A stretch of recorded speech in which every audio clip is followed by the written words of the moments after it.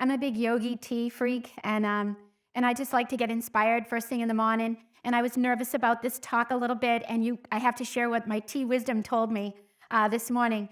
The principal ingredient of life is love, right? And that's really what I'm going to cover today, under the guise of this concept of suffering and how relevant it is to the work that we do and the people that we serve.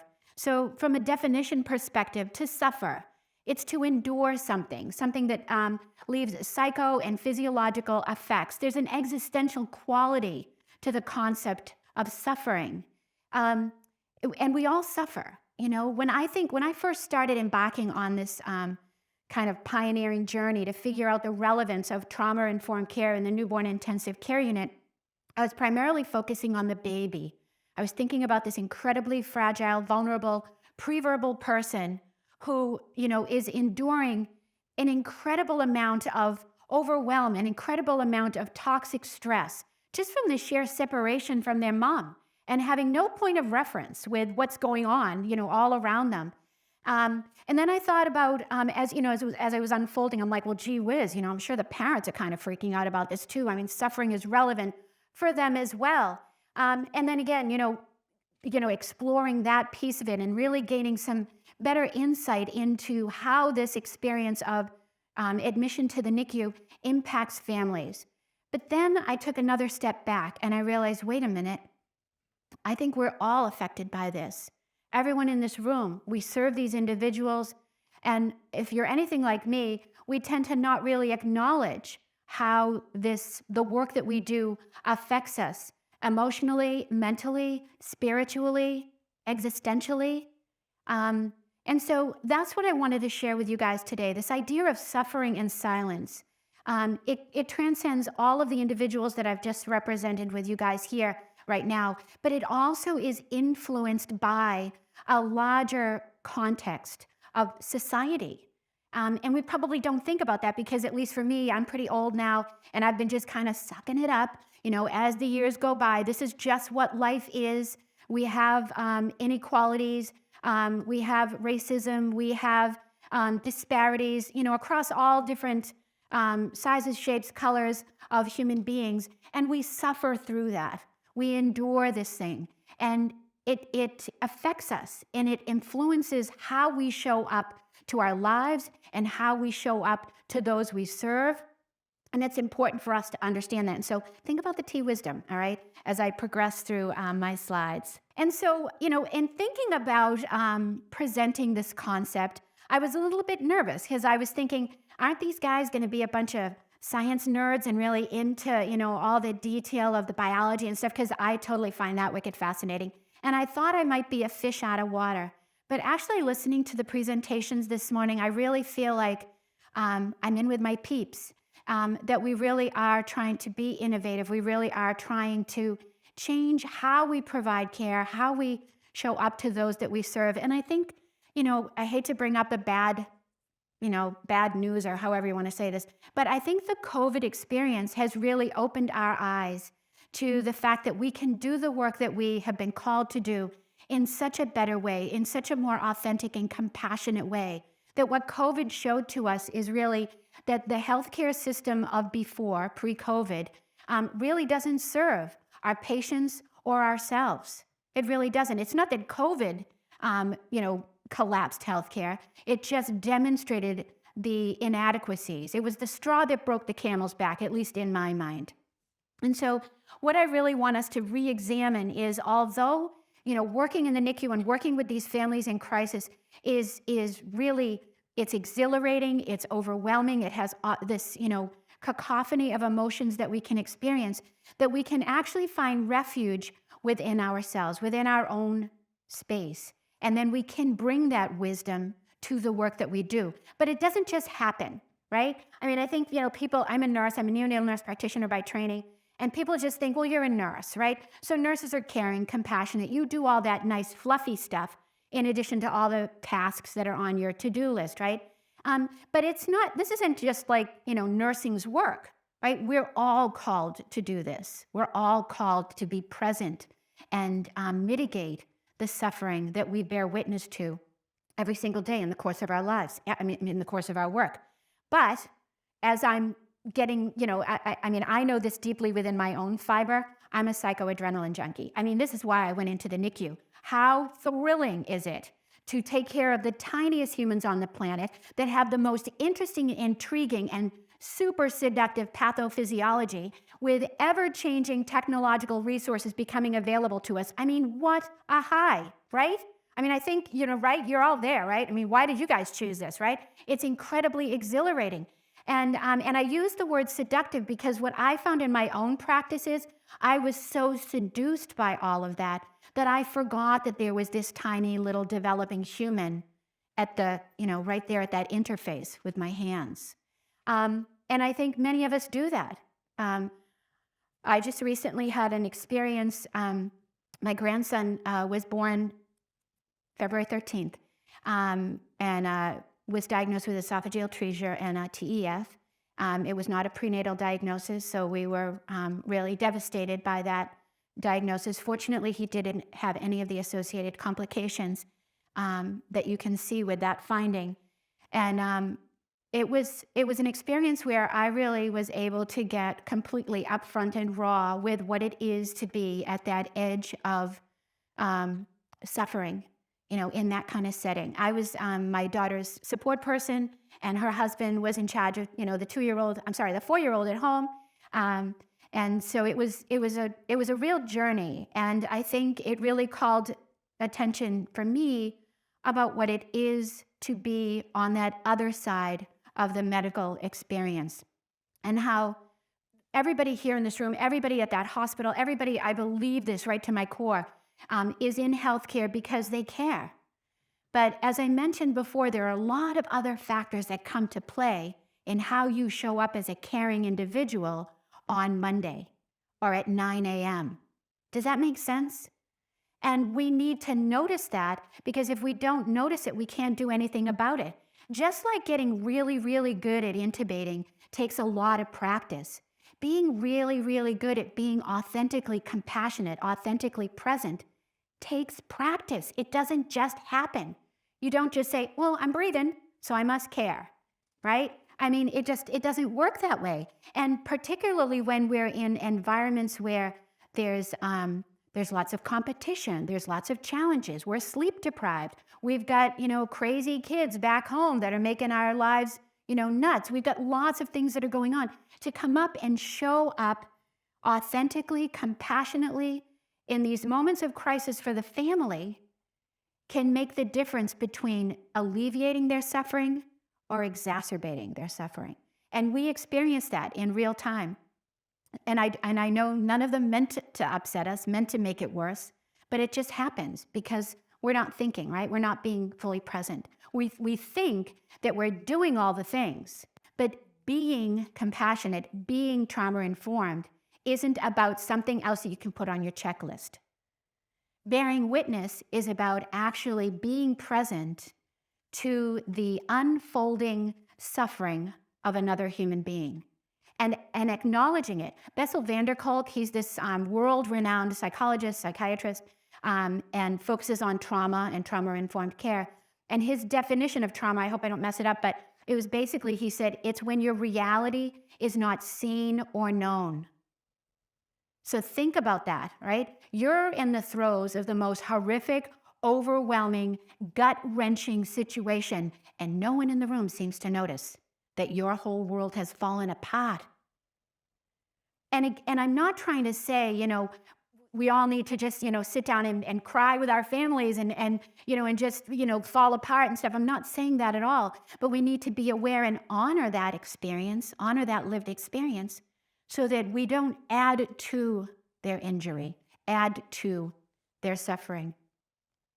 We need to be more courageous about cultivating relationships. Now, in nursing school, and I think this happens in medicine too, but you guys will have to tell me, we were very clearly instructed in verbal and nonverbal ways how to be a professional, how you show up. And you have to show up with a certain demeanor, right? Because if you're all mushy and gushy, No one's going to take you seriously. Somehow being loving and compassionate can sometimes erode your intelligence. Who knew? But that, you have to show up a certain way. Don't get too close to the families.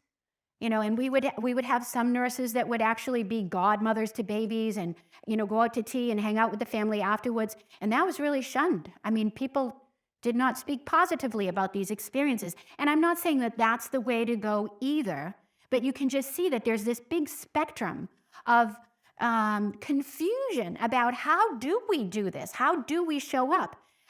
As a nurse practitioner, it was interesting to transition from bedside nurse to nurse practitioner because I was then a little bit further away from what was happening, moment to moment.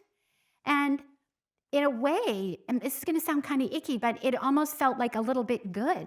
Like it felt like there was a little bit of pressure off, that constant being there, being with, watching it unfold, and not knowing what the heck to do, not knowing how to mitigate it, how to make it better, without using platitudes and that, that big thing now people are talking about, toxic positivity. Have you guys heard about this? Not really contributing to that, where, you say something positive because you think it's going to make them feel better, but it actually makes them feel worse. And I would do that, because it made me feel better. And I thought, well, if I feel better, maybe they'll feel better, right? But that's not what it's all about. And so it's really about stepping in and leaning into that discomfort, because there's not a lot of classes. I mean, there are some about emotional intelligence, spiritual intelligence that are available to us. But what I've discovered in this journey that I'm on doing this work is that it's really about the inner journey, going in and really reconnecting with my own story, with my own experiences of suffering. Not to squirt it out and let the whole world, well, my life has kind of been, kind of a thing. It's not about, it's discovering though, and metabolizing my own story. And that word metabolizing, although it's cool from a science perspective, I also like it because it was used from by this woman, Laura Vandernoot Lipsky. I don't know how many of you guys are familiar with her. She has this ridiculously awesome TED Talk called Beyond the Cliff. Google it. You got to see it. It's amazing. And she talks about, and many other smart people do as well, how the suffering that we experience individually doesn't go away. You can't just stuff it. That's what I was. I was a big stuffer. Just stuff it. It'll dissolve. It'll go away. It'll disappear eventually. But it doesn't, right? The body remembers traumatic experiences. If you don't like that word, I'm sorry. But we all experience trauma. We all have suffering. And the concept of suffering is not a competition, right? I don't get to say your suffering is nothing compared to my suffering. It's not that kind of thing. But we sometimes tend to do that, right? We sometimes say, I don't know why this mom is crying. Her baby's just got TTN and will go home in a couple of days. Who should really be crying is this woman over here. And, it's not that kind of thing, right? It doesn't matter what I think about your pain and suffering. It's what you're living. And the only way we can get to that place is really through cultivating these relationships, by just letting our guard down and becoming human. This idea of the walking wounded and the wounded healer, from a nursing perspective, this woman, Conti, has a whole textbook about it. And to me, it's really fascinating. The difference, most of us on the planet, and this is not just healthcare professionals, this is humans, are the walking wounded. We define ourselves by our wounds. They almost sometimes can become badges of honor. Look at what I've endured, what I've survived. I pulled myself up by my bootstraps, all this kind of stuff. And we say those things to try and make ourselves feel better so that we can show up and look better than how we really feel about ourselves inside. Does that make sense? Those are the walking wounded. That's not where we want to be. And it's not like you're either this or you're a wounded healer, right? It's not that kind of a thing. It's a journey. And there are some days where I'm really on point and I'm feeling like a wounded healer. I'm using my lived experiences and my understanding of what it feels like to have a child that you have to bring to the emergency room and you're scared out of your mind that something bad is about to happen to them. I use that experience and know what it feels like to have that depth of pain and fear when I'm engaging with a family or, and a parent. That's the wounded healer. But there are other days when, you know what, I'm just wallowing in it and maybe I should just stay home because I'm not going to be on top of my game, right? But it's a, you kind of move like 2 steps forward, it's like the NICU journey, right? They call it a roller coaster. It's 2 steps forward, 1 step back, and that's what life is. But if you don't pay attention to it, then you don't see the goal, and you'll get lost, and you'll just fall right back into that place of being the walking wounded. And I love this quote from Nguyen, that making one's own wounds a source of healing requires the constant willingness to see one's own pain and suffering as rising from the depth of the human condition. Everyone suffers. You don't have to talk about it. We just know that that's what it is to be human. And in that knowing, we can find comfort. And we can use that to help ourselves and help our patients. We need to have the courage to take off our masks and be vulnerable. And it can feel really icky and really scary. But if you're really committed to the work that you're doing as a healer, that's what's necessary. Take off your mask and think about the words that we're using. And I'm going to give you an example.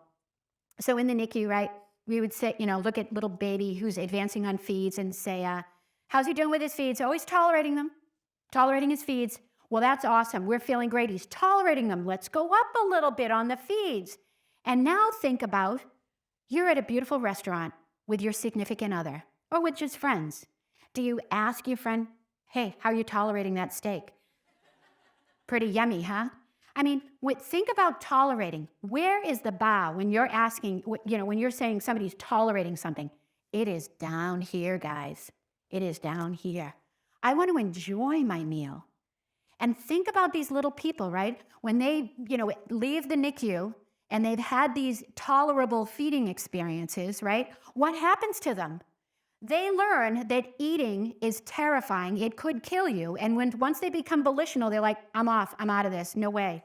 And then there's like therapy and rehab and years of stuff for them to just tolerate a meal. How many of you guys like to go out to dinner? Right? It is a massively enjoyable experience. And I want that for my patients. And I want that for my patients' families. So thinking about the language, because the language informs what our expectations are. Quick back to my grandson.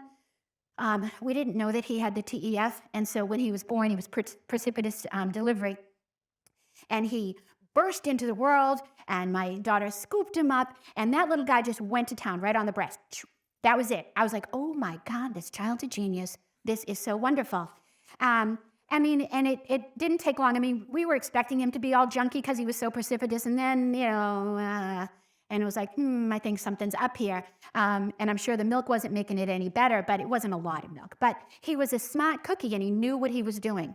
So go back to the NICU, and after the surgery and everything went well, and I'm so massively grateful to the technical skills and the surgical expertise of the team that took care of my grandson. Afterwards, they said, okay, this is the feeding plan. And we said, well, she's breastfeeding. Okay, so first you got to pump. We're going to put it in a bottle, and then we're going to give it to the baby. And I was like, oh, and the lactation consultant was on board for this. And I was like, can't he just go on the breast? Could we just do the breast? No, because we need to know the volume. I'm like, okay, that's where we are. All right. So, and my daughter would do absolutely anything. You tell me, how high, I'll do it. So she's pumping her brains out, getting like 6 ounces at a whack. I mean, this is her second baby, and she nursed the first baby for almost 2 years. So she's kind of a pro at this. And then we have to call the feeding people. There's a point to this, okay? Hang on. And then it's the nipple parade, right? He doesn't like this nipple. He likes this nipple. Oh my gosh, this nipple. Oh, I think we have to go back to this bottle. I thought I was going to rip my hair out by the roots. So I'm saying, why can't we just put him on the nipple he likes and call it a day? Well, just because she's pumping gallons of milk doesn't mean that that will get transferred to the baby. I'm like, oh my gosh, do you guys stay up late at night thinking about all of this crazy stuff? Because this makes absolutely no sense. Fortunately, a beautiful SLP and people eventually said, all right, go ahead and put into breast. But the language that was used, I mean, one of the surgeons, and God bless her, I mean, it's just, we don't think about this language, said, he's probably going to fail, but we don't want you to think that that's a reflection on you.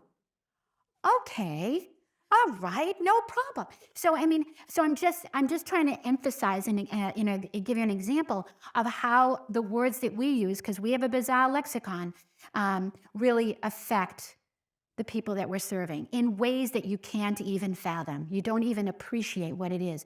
And so I'm a super nursing nerd. And this concept of caring science is from my nursing hero, Jean Watson, and she bases a lot of her work on Florence Nightingale. Okay,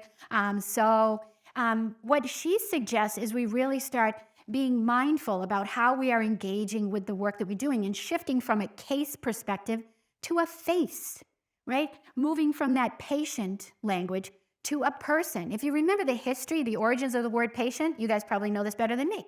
But it was basically people had to wait to see the doctor, and so they had to be patient, and it just snowballed, and they became patients. You have to be patient to wait because there's a line of people coming to see this person.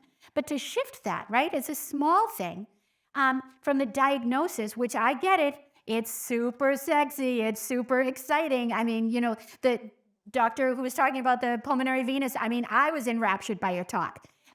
It can really just overwhelm you, but you also, I'm not saying it's either or, all right?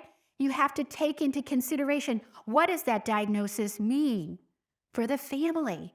How is it going to derail them? And it's shifting from doing to being. Obviously, there's doing stuff, right? I mean, it's but bring your full self, your full being to the work that you're doing. My favorite quote from Jean Watson talks about how we learn to be human by identifying ourselves with others. What we learn is self-knowledge, and the self we learn about is every self. We are all different, we are all beautiful, but we share a very core, common essence. And that is our humanity, that is our vulnerability, that is our capacity to love, and it's our capacity to suffer. And when we stay on point with that, we mitigate the possibility that we'll reduce another person to being an object, which is what we do. The 24-weeker, the diaphragmatic hernia. That's what we do. And I get it, but language has power. And when we do that, we distance and erode our relationship with that individual. We escalate their suffering. We also escalate our own suffering. Because what we know in the literature is that healthcare professionals are at high risk for burnout. And there was some really cool work done by this woman, Joan Halifax, who's a Zen Buddhist nun, with end-of-life palliative care nurses, and discovered that the more you try and distance yourself from the suffering, the more suffering you incur. That even though it absolutely stinks to be sitting next to somebody who is dying or in the whatever, the worst catastrophic thing that you can imagine, it is better to be there for them and for you than to step away. It sounds a little counterintuitive, but it's true. And I'll give you a little pearl that just popped in my head. Professional caring relationships are critical, and they emanate from the heart. But I think what's important for us to remind ourselves of is that professional relationship begins with the relationship we have with ourselves. And there's a speaker this afternoon in the second session that's going to be talking about how we talk to ourselves. That's kind of the beginning of the relationship that we have with ourselves. So pay attention to that, because it does have ramifications of how you show up to others. How you show up in your life is how you show up to everything else. It's really about us reconnecting with our shared humanity. And that begins with the heart. Remember my T wisdom. But it can feel icky. It can feel uncomfortable. So yeah, I'm not asking you to jump, off the edge of the cliff into the Pacific Ocean. Just dip your toe into the water and gradually expand your level of comfort in being vulnerable. And we do it beautifully. There are one-to-one moments when we have with our patients, with our families, with our colleagues, where you feel comfortable, you feel safe being vulnerable. But I'm going to challenge you to really expand that envelope, become more connected with your shared humanity. Because at the end of the day, we need to remind ourselves that love is all around us. Love is integral to our lives. It's integral into the world of nature. What we need to remind ourselves is that when we take the time to be present for ourselves and for other, we actually can transform a moment in time to a timeless moment. And that makes all the difference. It completely mitigates the experience of trauma. Investing in love is the best return. It's absolutely priceless. Where is your love? Thank you so very much.